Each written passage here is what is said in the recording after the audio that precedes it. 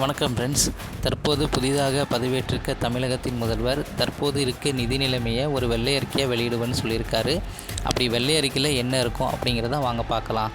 தமிழ்நாட்டில் இருக்க நிதி நிலைமை அப்படின்னா எவ்வளோ நிதி ஆதாரங்கள் நமக்கு இருக்குது, எவ்வளோ கடன் தொகை இருக்குது, அதற்கு அன்றாட செலவுகள் எவ்வளோ இருக்குது, அதற்கு கடனுக்கு எவ்வளோ வட்டி செலுத்திகிட்டு இருக்கோம், அதுபோக மக்களுக்கு அடிப்படை தேவையான குடிநீர், போக்குவரத்து, மின்சாரம் ஆகியவை அடிப்படை செலவுகள் எவ்வளோ இருக்கிறது, மத்திய மாநில அரசுகளின் எவ்வளோ நிதி நிர்வாகங்கள் இருக்கிறது, எந்தெந்த துறைகளில் எவ்வளோ வருமானம் பற்றாக்குறை, பொதுத்துறை நிறுவனங்களில் ஏற்படுகின்ற வருமானம் பற்றாக்குறை, அரசு ஊழியர்கள் மற்றும் ஓய்வூதியர்களுக்கான செலவுகள் போன்றவற்றை முந்தைய அரசாங்கம் பின்பற்றிய நிர்வாகமும் தற்போது இருக்கின்ற நிலைமையில் இருக்கும் புதிதாக ஏற்படும் அரசாங்கத்தின் நிர்வாகமும் என்ன இருக்கிறதை வெளிப்படையாக அறிவிக்கிறதே ஒரு வெள்ளை அறிக்கையாக வெளியிடுவது வழக்கமாக இருக்குது. முந்தைய 2021 திமுக ஆட்சி ஏற்றோன்னையும் ஒரு வெள்ளை அறிக்கை தியாகராஜன் அவர்கள் வெளியிட்டாங்க.